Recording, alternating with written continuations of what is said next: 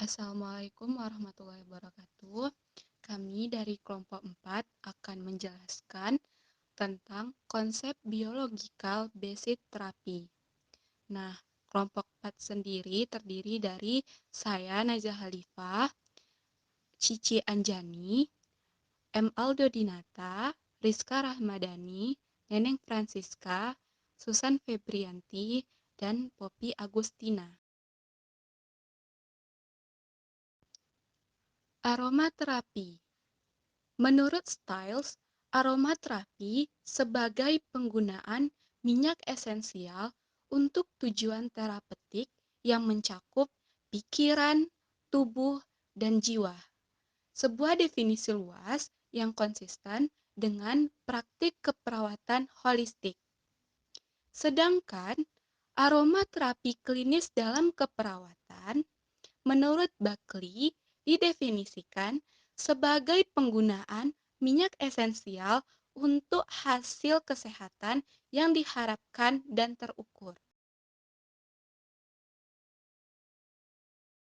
Minyak atsiri adalah campuran yang sangat kompleks dari bahan kimia organik. Minyak kimia esensial sangat menentukan sifat terapeutik. Nah, dasar ilmiahnya, aktivitas farmakologis dari minyak atsiri dimulai pada saat tubuh masuk melalui penciuman, pernafasan, pencernaan, atau sistem integral.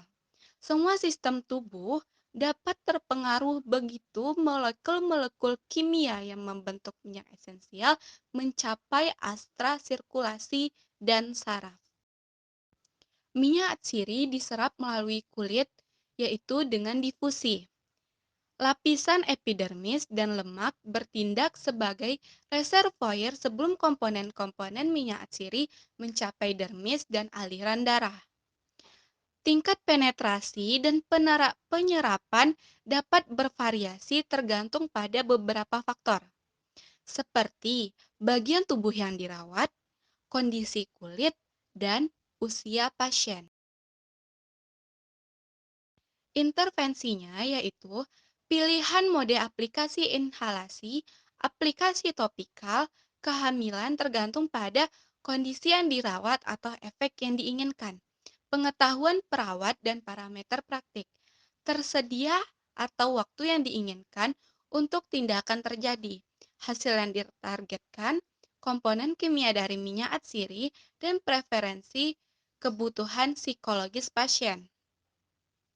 Pijat juga dapat memfasilitasi penyerapan minyak esensial melalui kulit dan dapat mengurangi stres yang dirasakan pasien, sehingga meningkatkan proses penyembuhan dan kemungkinan komunikasi.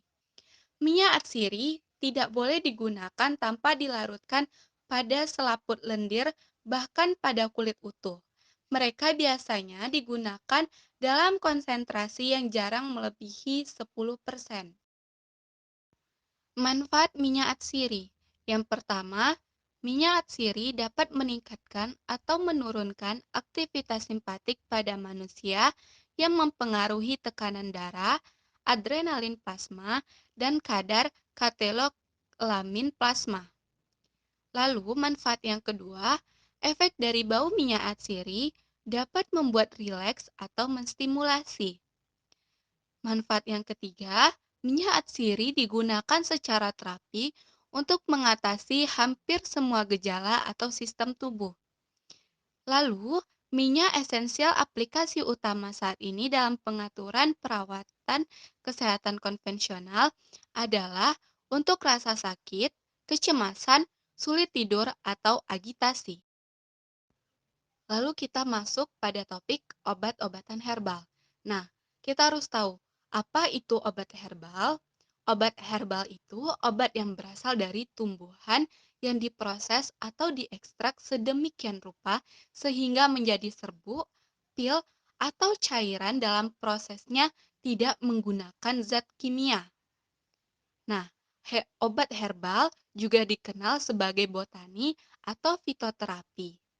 Ini yang dimaksud adalah komponen dari berbagai produk alami yang dijual di Amerika Serikat seperti suplemen makanan. Kesalahpahaman umum mengenai obat-obatan herbal adalah bahwa herbal tidak memiliki efek samping karena mereka alami.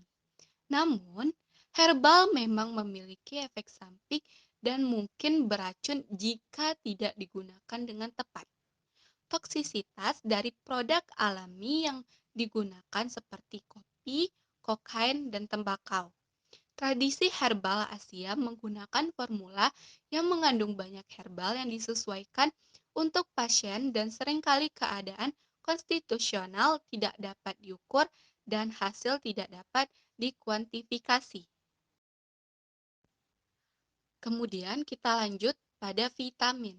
Vitamin merupakan mikronutrisi yang penting dan dibutuhkan oleh tubuh dalam jumlah sedikit.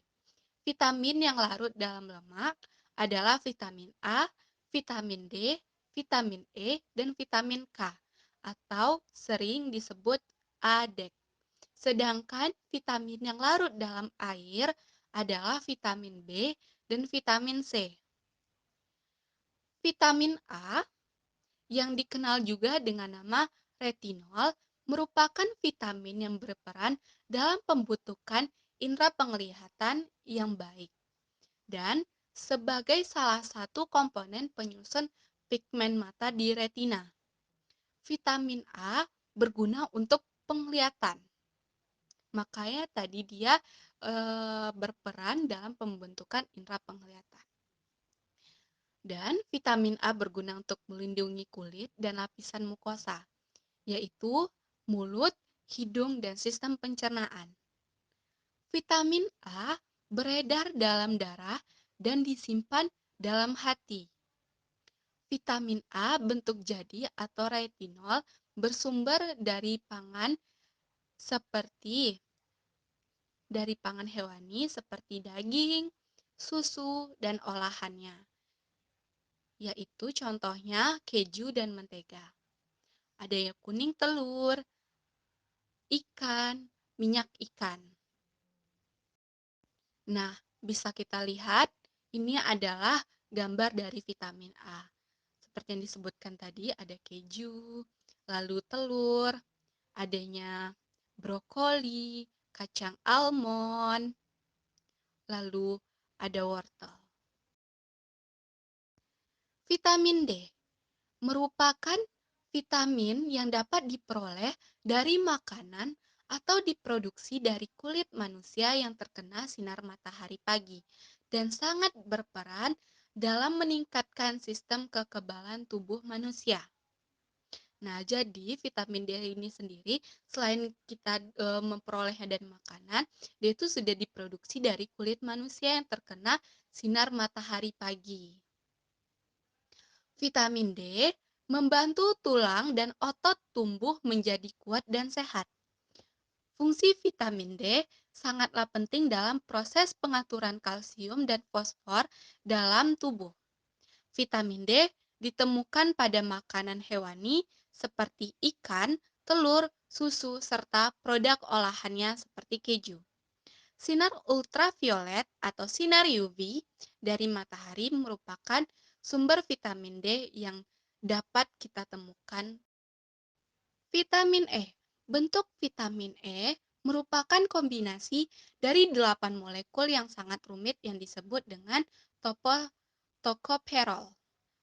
Tokoperol tidak larut dalam air, tetapi larut dalam pelarut lemak seperti minyak, lemak, dan alkohol. Vitamin E berguna untuk meningkatkan daya tahan tubuh, membantu mengatasi stres, meningkatkan kesuburan, meminimalkan resiko kanker, dan penyakit jantung koroner.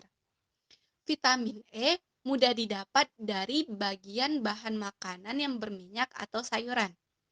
Vitamin E banyak terdapat pada buah-buahan, susu, mentega, telur, sayur-sayuran, terutama kecambah.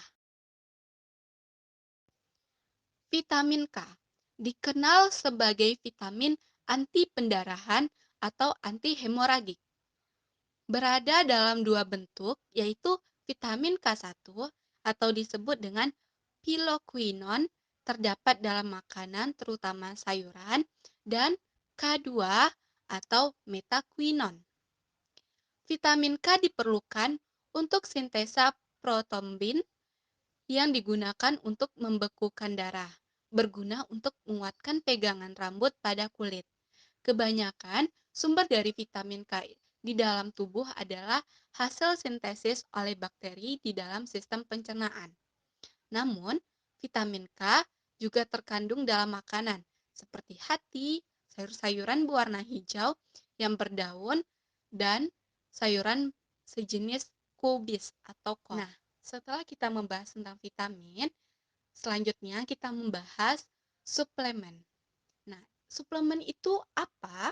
Suplemen adalah substansi penting atau zat gizi berupa vitamin, mineral, atau asam amino yang disarikan dari bahan makanan yang berasal dari hewan maupun tumbuhan, dikemas dalam bentuk tablet, cairan, atau dimasukkan ke dalam kapsul. Perlu diingat, suplemen bukanlah pengganti makanan, melainkan hanya tambahan atau pelengkap. Bahan yang sering menjadi suplemen adalah kalori, mineral, dan vitamin. Suplemen mineral yang paling sering diberikan adalah kalsium.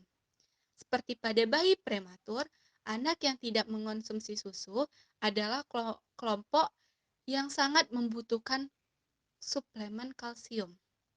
Bayi dengan BBLR atau berat lahir rendah ataupun prematur dengan berat badan kurang dari 2.500 gram perlu pemberian suplemen vitamin atau trace element. Itulah pembahasan dari kelompok 4 mengenai konsep biological based therapy. Terima kasih.